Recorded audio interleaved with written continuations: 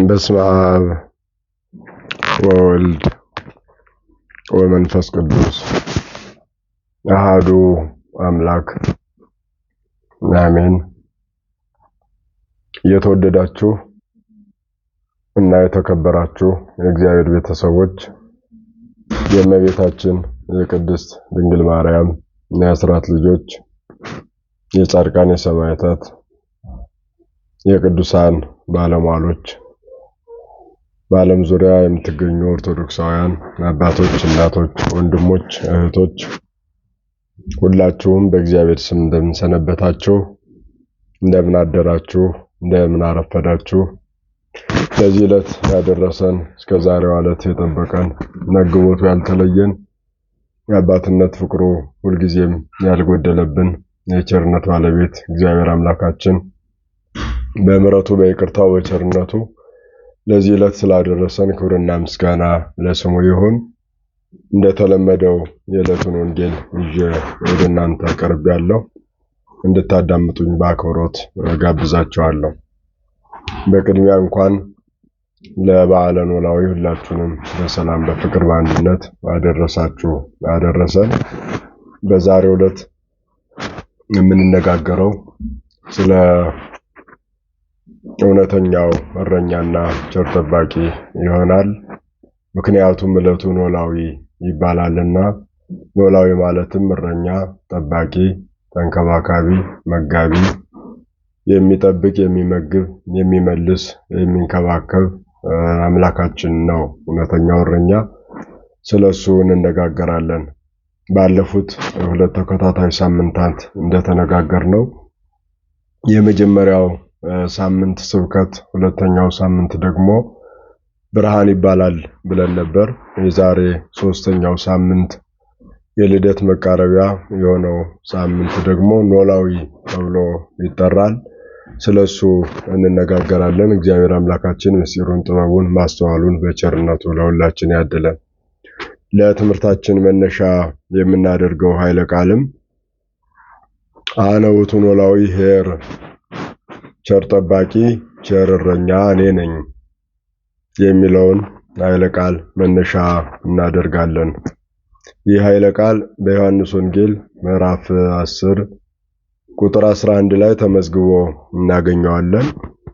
ይህንን ኃይለ ቃል የተናገረው የክብር ባለቤት የሰማይና የምድር የረቂቃኑም የግዙፋኑም ፍጥረታት ሁሉ ፈጣሪ የሆነው ከድንግል የተወለደው ከሰማይ የወረደው የድንግል ማርያም ልጅ ኢየሱስ ክርስቶስ ነው። ይሄ የወንጌል ክፍል አንቀጸ አባግ እየተባለ ይጠራል። ይህ አንቀጸ አባግ የሚባለው ስያሜ የእረኝነትን የኖላዊነትን ተግባር በዝርዝር ከማስረዳቱ የተነሳ የተሰጠ ነው። ይህንን የወንጌል ክፍል ብፁዓን አበው ሊቃነ ጳጳሳት ለእረኝነት ምዕመናን እግዚአብሔር በጎችን ለመጠበቅ የጵጵስና ኃላፊነት በሚቀበሉበት ጊዜ ይነበባል።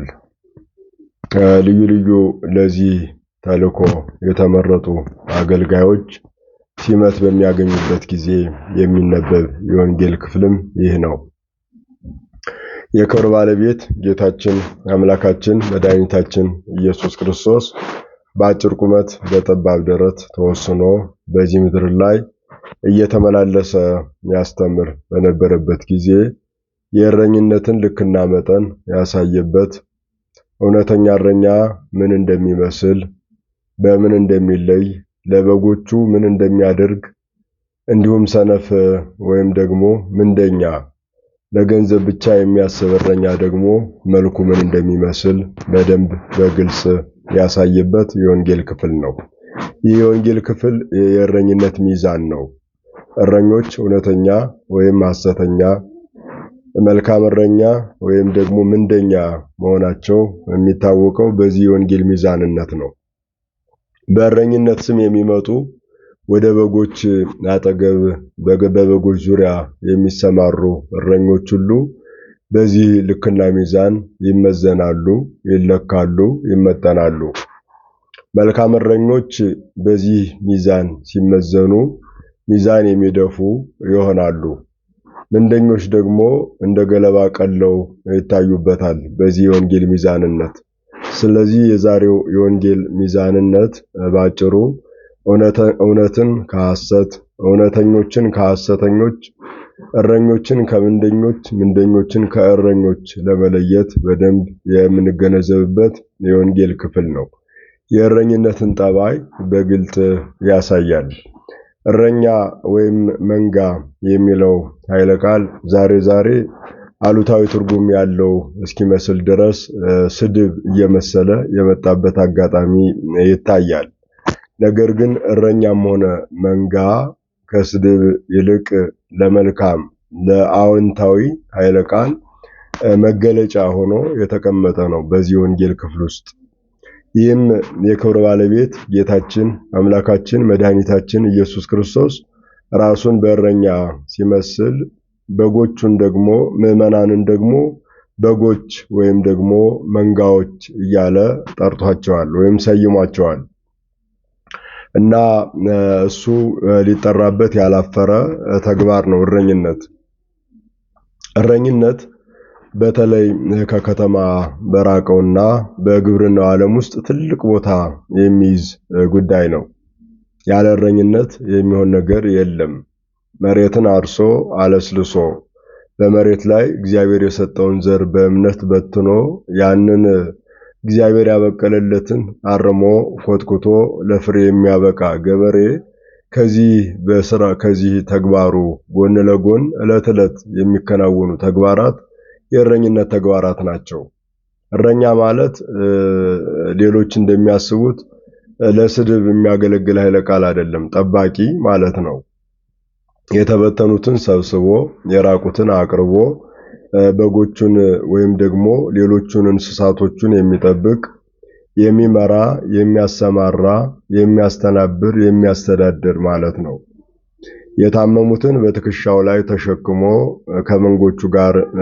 ከመንጎቹ ለይቶ እስኪድኑ ድረስ የሚንከባከብ፣ ሲርባቸው የሚያጠግብ፣ እንዲሁም ደግሞ ሌሎቹን ጨው እያላሰ እንዲከተሉት ድምፁን እንዲለዩት ወዙን እንዲጠግቡት የሚያደርግ ከበጎች ጋር ከእንስሶች ጋር የሚኖር እረኛ ይባላል።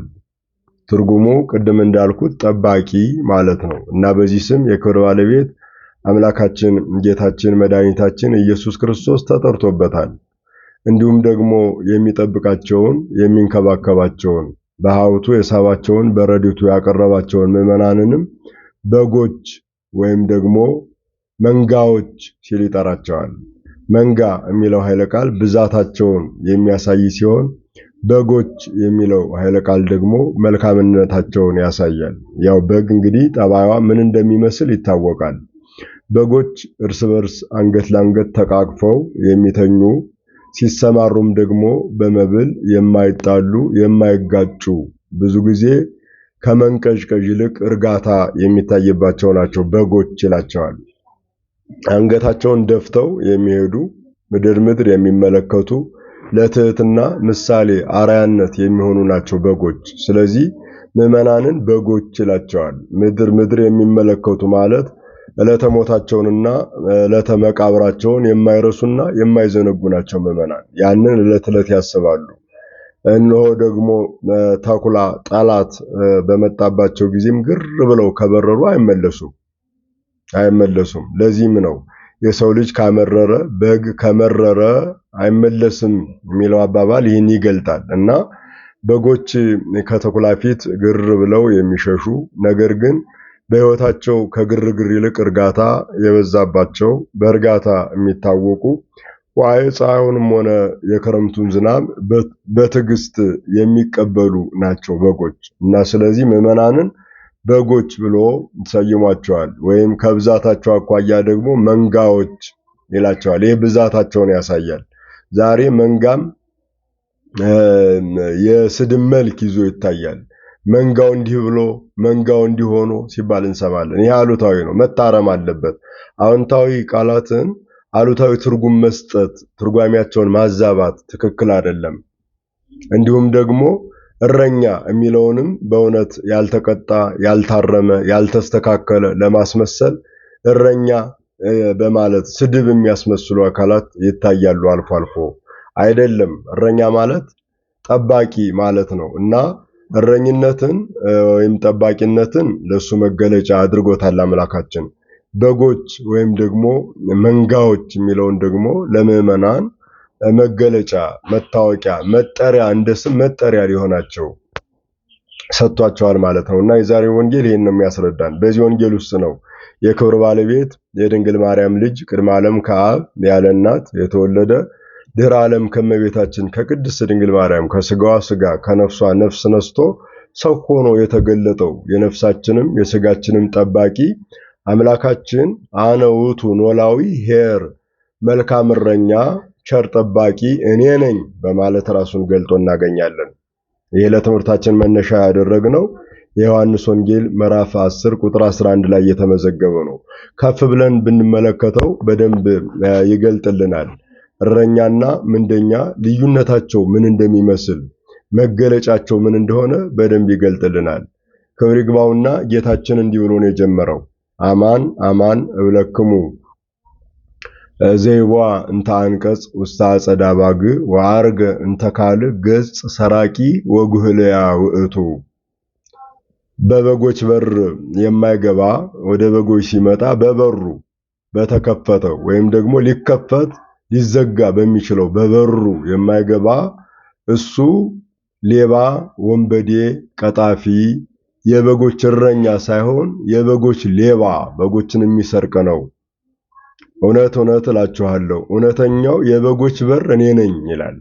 በጎች ምዕመናን እንደ ቃሉ የሚወጡበት፣ እንደ ቃሉ የሚሰማሩበት፣ እንደ ቃሉ የሚኖሩበት፣ የሚወጡበት፣ የሚገቡበት፣ ከግብረ አሕዛብ የሚወጡበት ወደ ግብረ ክርስትና የሚገቡበት፣ ከትዕቢት የሚወጡበት ወደ ትሕትና የሚገቡበት፣ ከርኩሰት የሚወጡበት ወደ ቅድስና የሚገቡበት እውነተኛው የበጎች በር አምላካችን ኢየሱስ ክርስቶስ ነው። ክብር ለስሙ ይሁን።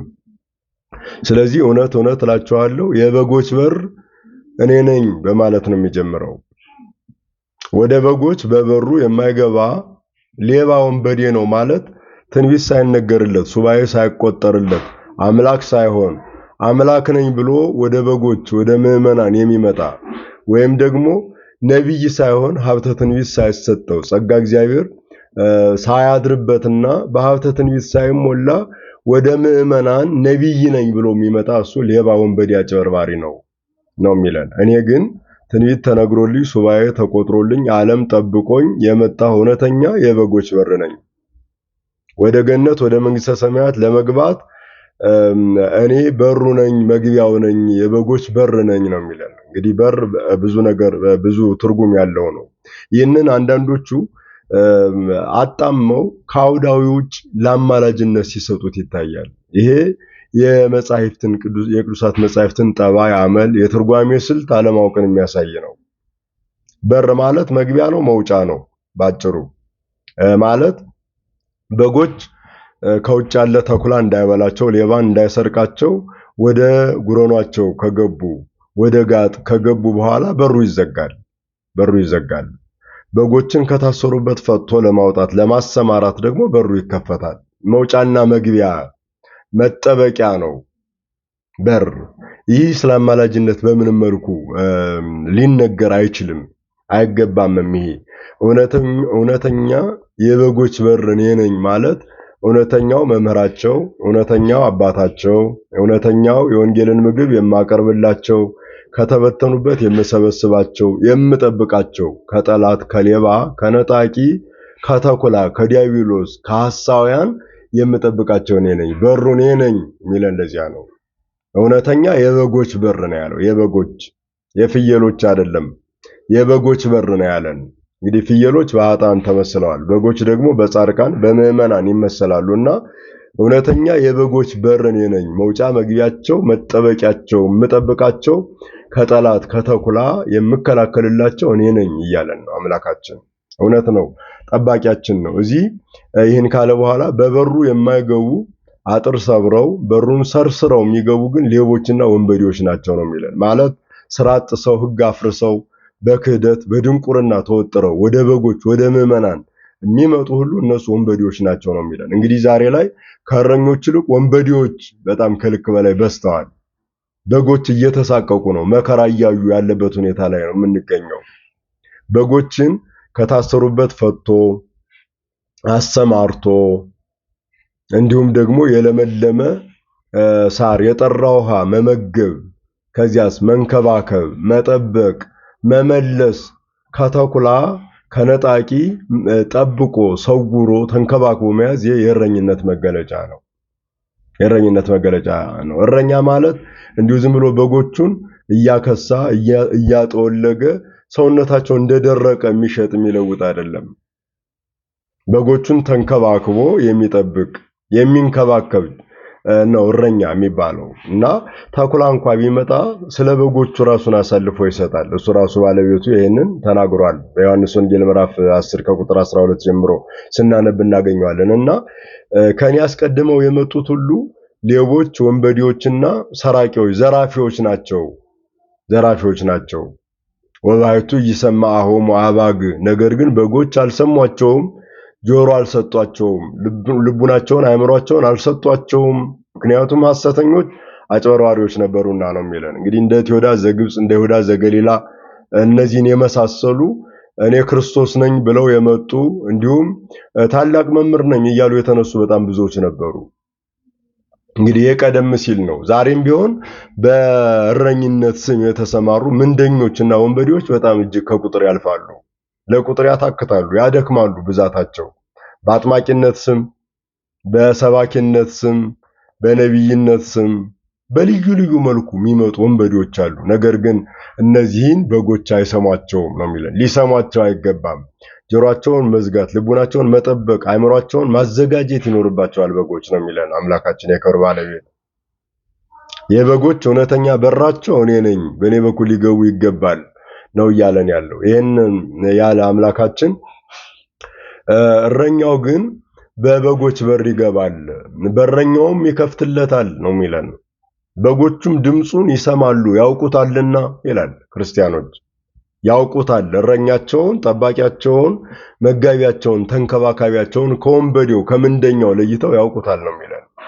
ምክንያቱም የሚኖረው በመቅደሱ ነው፣ የሚኖረው በቅድስና ነው፣ የሚኖረው በትክክለኛው የትህትና ሕይወት ነው፣ የሚኖረው በቅድስና ነው። ስለዚህ ያውቁታል፣ ይለዩታል፣ ድምፁን ይሰማሉ ነው የሚለን። ድምፁን ይሰማሉ። ወንበዴውን፣ ሌባውን፣ አታላዩን ግን ድምፁን መስማት የለባቸውም ነው የሚለን። ምክንያቱም በጎች ናቸው ምዕመናን። በጎች ለእረኛቸው ምን እንደሆኑ ይታወቃል። ለእረኞቻቸው ለሚጠብቋቸው ቤዛ ናቸው። በጎች ማለት ቢቸግረው ሸጦ ለውጦ የሚጠቀምባቸው፣ ቢፈልግ አርዶ የሚበላቸው እረኛቸው አለ። ነገር ግን ይህኛው ዛሬ ያነሳነው እረኛ ከነዚህ ከምድራውያን እረኞች ይለያል። በጎቹን የሚሸጥ የሚለውጥ አይደለም።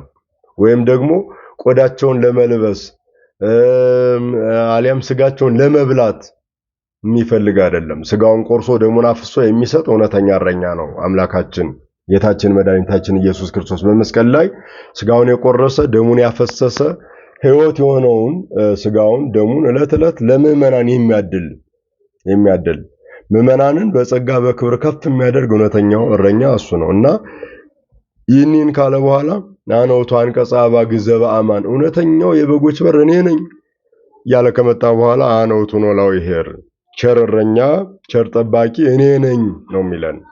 እናስ ተከተሉኝ፣ ስሙኝ፣ አድምጡኝ፣ በሕጌ በሥርዓቴ ኑሩ ነው የሚለን። እንግዲህ እረኛ መልካም እረኛ የሚባለው መጀመሪያ የታሰሩትን በጎች መፍታት፣ የተፈቱትን ማውጣት፣ የወጡትን ማሰማራት፣ የተሰማሩትን መመገብ፣ እየመገባቸው ያላቸውን መጠበቅ፣ እየጠበቃቸው ያላቸውን ደግሞ ወደ ስተት ወደ አልሆነ አቅጣጫ ቢያመሩ መመለስ፣ ሲታመሙ መፈወስ፣ ሲወድቁ ማንሳት፣ መሸከም የሚችል ነው። ይህንን ነው ዕለት ዕለት በምንሰማው በእመቤታችን ታምር ላይ ዘሐሰሶ ለበግ ግዱፍ ወሶበ ረከቦ ጾሮ ዲበ መትከፍቱ፣ የጠፋውን በግ አዳምን የፈለገው ባገኘውም ጊዜ በትከሻው ላይ የተሸከመው ቸር እረኛችን ክርስቶስን የወለድሽልን ላንቺ ሰላምታ ይገባሻል ይላታል ዮሐንስ አፈወርቅ እመቤታችንን።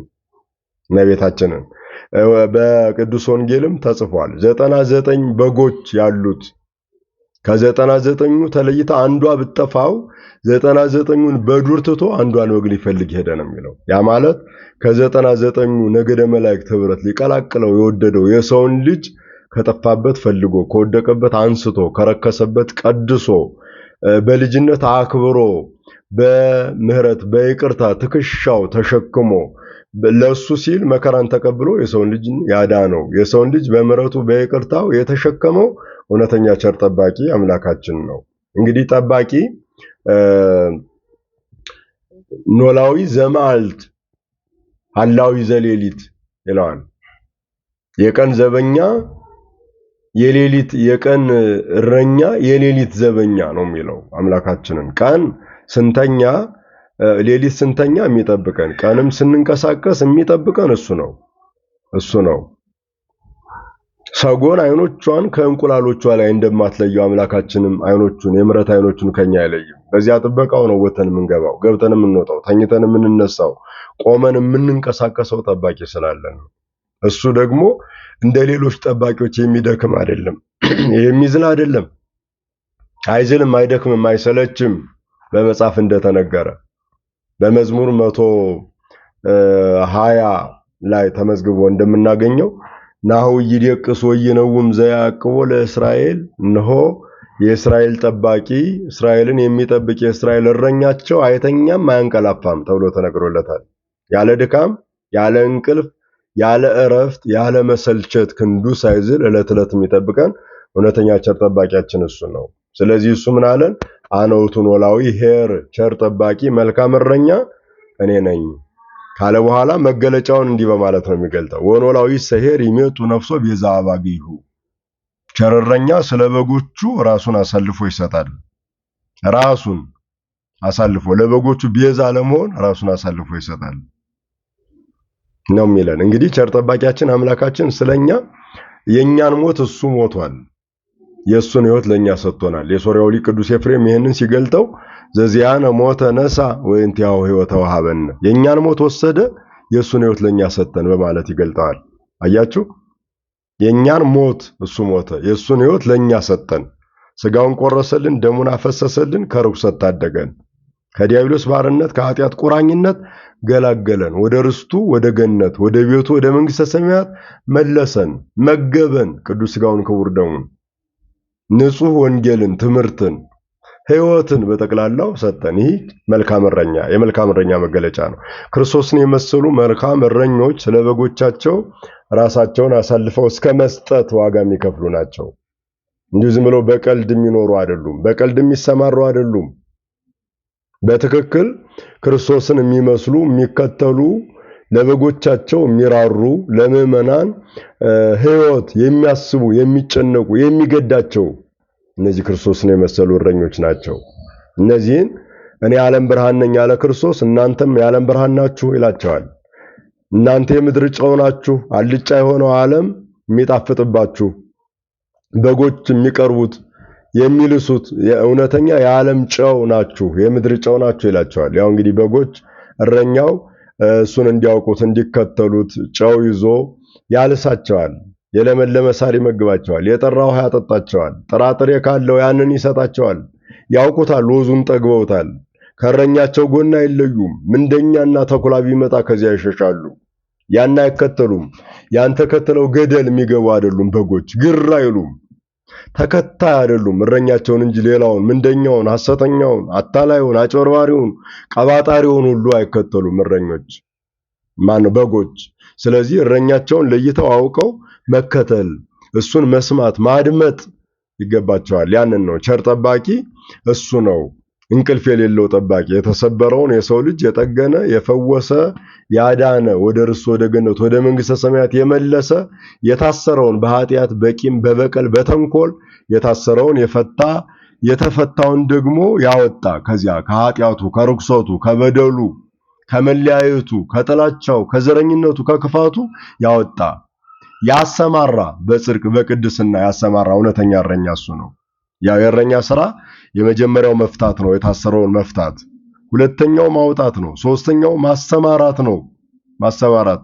ስለዚህ ከስራታችን የፈታን እንዲሁም ደግሞ ከዚያ ያወጣን ያሰማራን እሱ ነው። በጽድቅ በክርስትና በቅድስና ሕይወት በሰላም በፍቅር በአንድነት በለመለመች መስክ በቤተ ክርስቲያን ያሰማራን።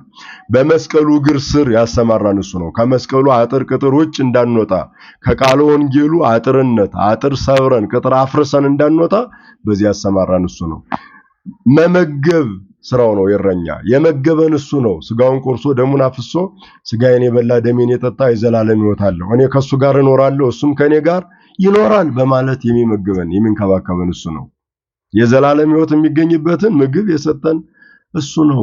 ሲሲታ ለነፍስ ቃለ እግዚአብሔር የነፍስ ምግብ የሆነውን ቃሉን ዕለት ዕለት የሚመግበን እሱ ነው። የዕለት እንጀራችንን ስጠን የምንለው እሱን ነው። የዕለት እንጀራችንን የሚሰጠንም እሱ ነው። እረኛችን ነው። ቸር ጠባቂ ነው። ቸር ጠባቂ ነው። ስለዚህ መመገብ፣ ከዚያስ መጠበቅ፣ ከተኩላ ከነጣቂ ከሌባ ከወንበዴ ከቀማኛ መጠበቅ ነው። በትሩን ይዞ መጠበቅ የእረኛ ኃላፊነት ነው። ኃላፊነቱ ከባድ ነው። እግሩን ለእንቅፋት ለሾህ ለመከራ ለብርድ ለርዛት ለረሃብ ሰጥቶ በጎቹን የሚጠብቅ እረኛ ነው። አምላካችንም መስቀል ላይ ሆኖ ተጠማሁ እያለ በበትረ መስቀሉ የጠበቀን እሱ ነው። በሐጹረ መስቀሉ ያጠረን የከበበን የከለለን ቤዛ የሆነን ስጋውን ቆርሶ ደሙን አፍሶ የመገበን የጠበቀን እሱ ነው። ስለዚህ ነው ሐዋርያው ቅዱስ ጴጥሮስ እንዲህ በማለት ይመሰክራል። በአንደኛይቱ የመጀመሪያይቱ ጴጥሮስ ምዕራፍ 2 የጴጥሮስ መልእክት ምዕራፍ 2 ከቁጥር 21 ጀምሮ እስከ መጨረሻው ስናነበው ይህንን በደንብ ያስረዳል። ደዌ እንደያዛቸው በጎች ትቅበዘበዙ ነበር፣ ነገር ግን በእርሱ ቁስል ተፈወሳችሁ ነው የሚለን። ማለት የዘላለም ሕይወትን አገኛችሁ ማለት ነው። እንዲህ ፈውሰ ሥጋ አይደለም። የዘላለም ሕይወት ልጅነት፣ የልጅነት ክብር፣ ዘላለማዊ ክብር፣ ሊነገር የማይችል ክብር አገኛችሁ እያለን ነው። ይህን ካለ በኋላ ወይዜኒ ግብኡ ሀበኖላዊክሙ ወዐቃቢ ሀለ ነፍስክሙ፣ አሁንም ወደ እረኛችሁና ወደ ነፍሳችሁ ጠባቂ ተመለሱ ይለናል። እረኛችን የነፍሳችን ጠባቂ፣ መጋቢ፣ ተንከባካቢ ያለ መድኃኒት ኢየሱስ ክርስቶስ ነው። ቸር ጠባቂ እኔ ነኝ አለው።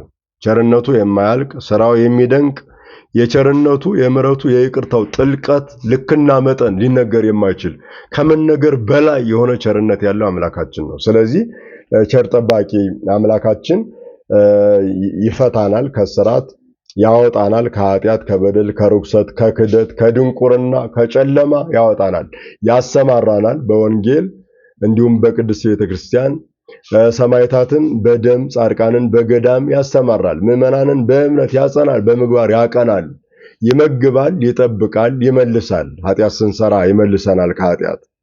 ለዚያ ነው መያጤ ያለ ነፍስን የመለስካት የሚለው በጸሎተ ኪዳን ውስጥ የምናገኘው። ነፍስን የመለስካት አቤቱ የነግ ምስጋና ላንተ እናቀርብልሃለን እንለዋለን። መጀመሪያ አዳምን ነፍስ ከነ ልጆቹ ከሲኦል ወደ ገነት ከግራ ወደ ቀኝ ከሐሳር ወደ ክብር የመለሰ እሱ ነው። ስለዚህ ነፍስን የመለስካት ይለዋል። ነፍስን የመለስካት ከስህተት ከክደት ከኃጢአት ከሞት ከፍዳ ከመርገም ከመቃብር የመለስካት ነው የሚለን። ተራሪ ያለ ነፍስ መያጤ ያለ ነፍስን የመለስካት የነፍስ እረኛ ጠባቂ ይለዋል አምላካችንን። ስለዚህ እሱ እውነተኛ ቸር ጠባቂ እኔ ነኝ ይላል። ይህን ይልና ታዲያ ምንደኞች ምን ይመስላሉ የሚለውን ያሳያል። ወሐሳብ ዘይኮነ ኖላዊ ወዘይኮነ አባግ ዘዚያው ሶበይሪ ተኩላን ዘይመጽ ያድግ ወይ ጎይ ያድግ አባግ ወይ ጎይ። ምንደኛ የሆነ በጎቹ የሱ ያልሆኑ እሱም የበጎቹ እረኛ ያልሆነ ምንደኛ ግን ተኩላ ሲመጣ ባየ ጊዜ በጎቹን ትቷቸው በትኗቸው ይሸሻል ይላል።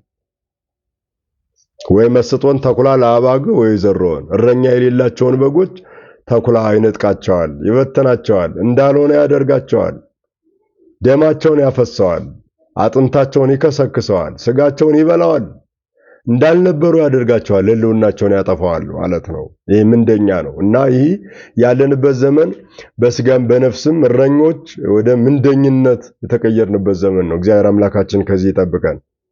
እረኝነት ወደ ምንደኝነት ሲቀየር አይናችን እያየ ነው በዚህ ዘመን። ለበጎች ማዘን፣ መራራት፣ ለምዕመናን ሕይወት ማሰብ በጣም የጎደለበት ስጋዊው መንፈሳዊው ምረኛ ጨካኝ ተኩላ የሆነበት ዘመን ላይ ነው የምንገኘው። ስለዚህ ነው በሐዋርያት ሥራ ላይ የተጻፈው ምዕራፍ 20 ቁጥር 28 ላይ የተመዘገበው እንዲህ ነው የሚለን ወይዜኒ እቀው ርሰክሙ ወኩሎ መራእየ ዘሎቱ ሲመክሙ መንፈስ ቅዱስ ከመትራዩ ቤተክርስቲያንን ተጠብቋት ዘንድ እናንተን ጳጳሳት አድርጎ ለሾመባት ለመንጋውና ለራሳችሁ ተጠንቀቁ ይላል።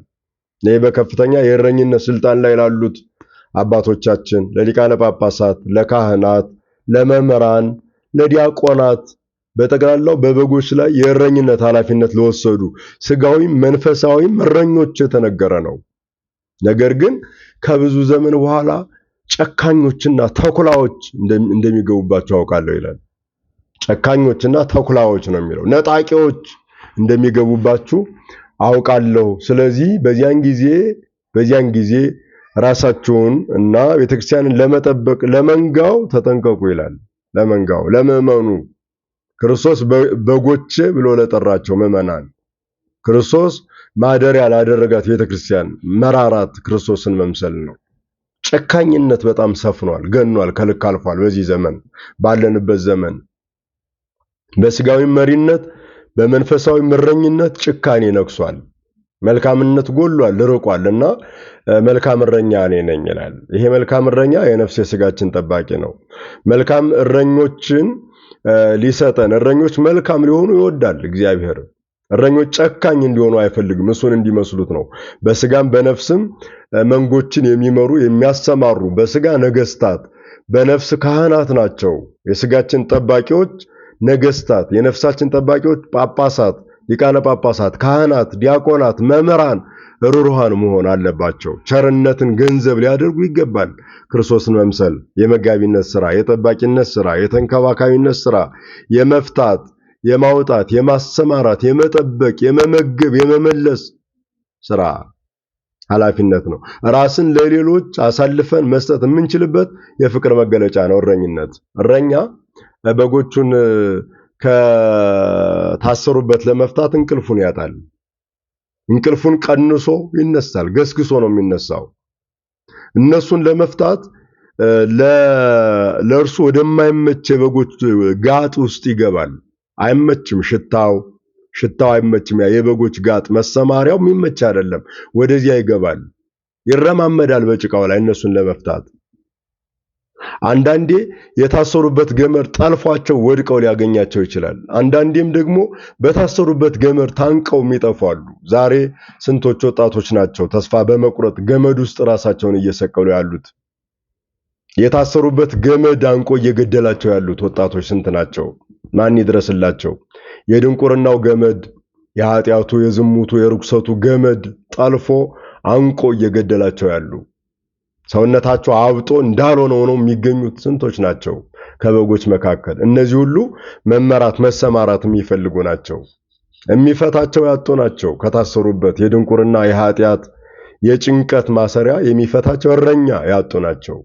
ቸር ጠባቂ ቸር እረኛ ያጡ ናቸው። የችግር ገመድ አንቆ እየገደላቸው ያሉ ስንቶች ናቸው ወገኖቻችን?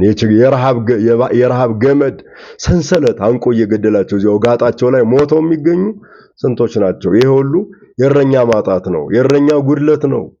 እረኞች ሲታጡ ሲጠፉ ይህ ይከሰታል፣ በስጋም በነፍስም ማለት ነው። በስጋ የሚመግባቸው በነፍስ የሚራራላቸው ወደ እግዚአብሔር እንዲቀርቡ እንዲሰበሰቡ የሚያደርግ እረኛ ማጣት የማያደርገው ነገር የለም። ምንደኛ በዛ፣ ምንደኞች ሆን ማለት ነው። ሁላችንም በእውነት ምንደኝነት ነገሰ በሁላችንም ላይ። ፍቅረ ነዋይ ነገሰ። ምንደኛ ደሞዙን እንጂ በጎቹን አያስብም። የበጎቹ ጉዳይ አይገደውም፣ ምክንያቱም የሱ አይደሉም። ቅጥረኛ ምንደኛ ነው የሚለን። ቸር ጠባቂ የሆነው ግን ስለ በጎቹ ተላልፎ ይሰጣል፣ ቤዛ ይሆናል፣ ይመግባቸዋል፣ ይጠብቃቸዋል፣ ይንከባከባቸዋል፣ ከሞት ያድናቸዋል፣ ይሸከማቸዋል ነው የሚለን። እረኛ ይሄን ያደርጋል። የእረኛው ኃላፊነት ይሄ ነው። እንቅልፉን ይሰዋል፣ ከታሰሩበት ለመፍታት ዝቅ ይላል፣ ያጎነብሳል። እነሱን ለማውጣት ብርዱ ፀሐዩ ይፈራረቅበታል። በዋየ ፀሐይ በብርድ ይደክማል። አቀበቱን ይወጣል፣ ቁልቁለቱን ይወርዳል፣ ሜዳውን ይሮጣል። ለነሱ የለመለመ ሳር ፍለጋ ይደክማል። እረኛ ነዋ። እግሩን እንቅፋት ይመታዋል፣ እሾ ይወገዋል፣ እባብ ይነድፈዋል፣ ከአውሬ ጋር ይታገላል። እረኛ ነዋ። እረኛ ነው። ቸር እረኛ የሚባለው እንደዚህ አይነት ነው። ቸር እረኛ ለበጎች የሚያዝን የሚራራ፣ የለመለመ ሳር የጠራ ውሃ ማግኘታቸው የሚያሳስበው እረኛ ነው። እንቅፋቱን ሁሉን ነገር አልፎ ታግሶ በጎቹን የሚጠብቅ እረኛ ነው። ምንደኛስ ይህ ሁሉ አይመለከተውም። መከራ መቀበል አይፈልግም። ዋጋ መክፈል አይሻም። እነሆ በጎችን መሸጥ፣ መለወጥ፣ ስጋቸውን መብላት፣ ቆዳቸውን መልበስ ግን ይፈልጋል። ያ ደግሞ የሚሆን አይደለም። ቆዳቸውንም ለመልበስ ስጋቸውንም ለመብላት ሽጦም ለውጦም ለመጠቀም በጎች መጠበቅ መኖር አለባቸው። ስለዚህ ምንደኛ የሆነው ግን መገለጫው ሌላ ነው። ጭካኔ ነው መገለጫው። ምሕረት የለሽነት ነው መገለጫው። ለምዕመናን አለማዘን፣ ለአእምሯቸው አለመጠንቀቅ፣ አለመጠበቅ፣ ህሊናቸው እንዲቆስል ዕለት ዕለት ህሊናቸውን የሚያቆስል ስራ መስራት የምንደኝነት ተግባር ነው። ይሄ በጣም በርክቷል በዘመናችን በውስጥም በውጭም ከቤተክርስቲያን አጥር ቅጥር ውጭ ባለን እረኛ በምንመስል ምንደኞች ከአጥር ከቅጥር ውጭ ባሉም ተኩላዎች በጎች ስቃያቸው በዝቷል፣ መከራቸው በርክቷል። ቸር ጠባቂ አምላካችን ለሁላችን በቸርነቱ ይድረስልን። ቸር እረኛ መልካም እረኛ እኔ ነኝ ነው ያለው። መልካም እረኛ ያው ቅድም ያየነው ነው። መገለጫው ርኅራኄ ነው፣ አዛኝ ነው። ለበጎቹ የሚያስብ የሚጨነቅ፣ ተላልፎ የሚሰጥ ነው። ተላልፎ ራሱን አሳልፎ ስለ በጎቹ የሚሰጥ ነው። ምንደኛ ግን ቅድም እንዳልኩት ነው። ጥቅሙን ብቻ የሚያስብ፣ ለጥቅሙ ብቻ የሚቆረቆር፣ ጥቅሙን የሚያሳድድ፣ የምዕመናን ሞት፣ እንግልት፣ መከራ፣ ስቃይ የማይገደው፣ የቤተክርስቲያን ስደት የማያስጨንቀው፣ የማያሳስበው ነው። ሐዋርያው ቅዱስ ጳውሎስ ምንድን ነበር ያለው? መርከቤ 3 ጊዜ ተሰበረ፣ በባህር በምድረ በዳ ጥም እንግልት ነበር። አይሁድ አንድ ስትቀር 40 ጊዜ ቀጠቀጡኝ፣ ደበደቡኝ። ያን ሁሉ ሳልቆጥር ዕለት ዕለት የሚከብደኝ የሚያሳስበኝ የቤተ ክርስቲያን ጉዳይ ነበር ይላል። የእውነተኛ እረኛ መልክ መገለጫ ይሄ ነው። የእውነተኛ እረኛ መልኩ፣ ደምግባቱ፣ ውበቱ ይህ ነው። ክብሩ ይህ ነው። ከዚህ የተለየ ክብር የለውም። ስለዚህ እውነተኛው እረኛችን ክርስቶስ ነው። ስለዚህ ይህንን ነው ቤተክርስቲያን ኖላዊ የምትለው። ኖላዊ ሆሙ ለእስራኤል አጽም ዘይርእዮሙ ከማባጋ ዮሴፍ ዘይነብር ላዕለ ኪሩቤል አስተርአየ። አቤቱ የእስራኤል እረኛ ጠባቂ ሆይ ተገለጥ፣ ስማ፣ አድምጥ፣ ጩኸታችንን ስማ፣ የበጎችን ጩኸት ስማ ይላሉ። እንደ ዮሴፍ መንጋ በጎቹን የሚያሰማራቸው እውነተኛው የእስራኤል ጠባቂ ይለዋል እግዚአብሔርንና ጠባቂያችን እረኛችን እሱ ነው። ይህንን ኖላዊ ትለዋለች ቤተክርስቲያን። ባለፈው ብርሃን ብላው ነበር፣ ዛሬ ደግሞ ኖላዊ ያለችው በበጎ ነገር ትመስለዋለች። ምክንያቱም የተገለጠው በበጎነት፣ በቸርነት፣ በመልካምነት፣ በርኅራኄ፣ በፍቅር፣ በደግነት ስጋውን በመቁረስ ደሙን በማፍሰስ ለሌሎች በመሞት ለሌሎች ሕይወትን በመስጠት የተገለጠ ስለሆነ ብርሃን፣ የሕይወታችን ብርሃን፣ የሕይወታችን የነፍሳችን የስጋችን ጠባቂ እረኛ፣ መጋቢ፣ ተንከባካቢ፣ ከእስራት የሚፈታን የሚያወጣን፣ እስራትን የሚያርቅልን ጠባቂያችን እሱ መሆኑን ቤተክርስቲያን ዕለት ዕለት ትነግረናለች ማለት ነውና መልካም እረኛ እኔ ነኝ፣ ቸር ጠባቂ እኔ ነኝ፣ እኔን ተከተሉ ነው መልእክቱ። እኔን ተከተሉ፣ ምንደኞችን አይደለም፣ እረኛውን እኔን ተከተሉኝ፣ ምሰሉኝ፣ አሰማራቸዋለሁ፣ እጠብቃቸዋለሁ እያለን ነውና ከእረኛችን ከክርስቶስ መለየት፣ መራቅ፣ ፈቀቅ ማለት የለብንም። ያው ከሱ ከእረኛው ፈቀቅ ባልን ጊዜ ብዙ ተኩላዎች እንዳሉ መዘንጋት የለብንም። ብዙ ተኩላዎች፣ ብዙ ነጣቂዎች፣ ብዙ ወንበዴዎች፣ ብዙ ለበጎች የማይራሩ ጨካኞች በዙሪያችን እንዳሉ ማወቅ አለብን። በማቴዎስ ወንጌል ምዕራፍ 10 ቁጥር 16 ላይ ወናሁ አነ እፌንወክሙ ከመ አባግዕ ማእከለ ተኩላት፣ እነሆ እኔ እንደ በጎች በተኩላዎች መካከል እልካቸዋለሁ። ኩኑ ጠቢባነ ከመ አርዌ ምድር ወየዋሃነ ከመ ርግብ፣ ነገር ግን እንደ ርግብ የዋሆች እንደ እባብ ልባሞች ሁኑ። በተኩላዎች መካከል ነው ኑሯችን። በተኩላዎች በነጣቂዎች መካከል ነው የምንኖረው። ግን ጠባቂ አለን፣ ግን እረኛ አለን። እረኛችን ደግሞ ቸር ነው። እረኛችን ጠባቂያችን ደግሞ ርኅሩህ ነው፣ የሚያዝን ነው፣ የሚራራ ነው። የተኩላውን ጥርስ መንጋጋ መስበር የሚቻለው ነው። የአንበሳውን ጥርስ መስበር የሚችል ኃይል ያለው ነው። አንበሳው ዲያብሎስ ነው ጠላታችን። ሐዋርያው ቅዱስ ጴጥሮስ እንደነገረን እስመ ጸላእክሙ ጋኔን ይጥህር ከመ አንበሳ ወይሐስ ዘይውጥ፣ ጠላታችሁ ዲያብሎስ የሚውጠውን ፈልጎ እንደ ተራበ አንበሳ በዙሪያችሁ ያገሳል የተባለው ከሱ ሊያድነን ሊጠብቀን የሚችል ተኩላ የተባሉት መናፍቃን ከሃዲያን አላውያን ናቸው። ከነዚህ ሊጠብቀን ስልጣን አለውና ቸር ጠባቂ እሱ በጤና በሕይወት እንዲጠብቀን ለዛሬው ዕለት ለኖላዊ ያደረሰን ለብርሃነ ልደቱም ደርሰን እንዲሁ የክብሩ ተሳታፊዎች እንድንሆን እግዚአብሔር አምላካችን ይፍቀድልን። ቸር እረኛ መልካም ጠባቂ እኔ ነኝ። ቸር እረኛ መልካም ጠባቂ አምላካችን ሀገራችንን ቤተክርስቲያናችንን እንዲጠብቅልን፣ ሕዝቦቿን በፍቅር በሰላም በአንድነት እንዲያኖርን፣ ሰላም ፍቅር አንድነት እንዲሰጠን የአምላካችን ቅዱስ ፈቃዱ ይሁንልን። ቸር ጠባቂ እኔ ነኝ። ስብሐት ለእግዚአብሔር ወለወላዲቱ ድንግል ወለመስቀሉ ክቡር። ይቆየን።